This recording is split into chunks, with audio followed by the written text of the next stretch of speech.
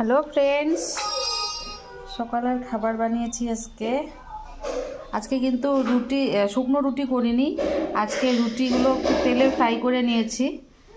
আর এখানে সয়াবিন আলুর সবজি আছে, পেঁয়াজ আছে, বড়া ভাজা আছে আর ডিমের অমলেট। আজকে এটা এখানে সয়াবিনের তরকারিটা আছে, আবার আরও ওরা দুজন খাবে, দু বোন। আজকে এটা করেছি এরকম আমি তেলে ফ্রাই করে। এটা চা দিয়ে খেতেও কিন্তু ভালো লাগে। তেলে ফ্রাই রুটি অমলেট, বড়া,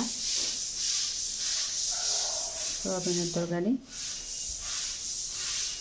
এটা একদম মটনের মতন করা হয়েছে মশলা দিয়ে। রুটি দিয়ে পেঁয়াজ তো দারুণ জমে যায়, দোকানে তো এভাবেই দেয় খেতে।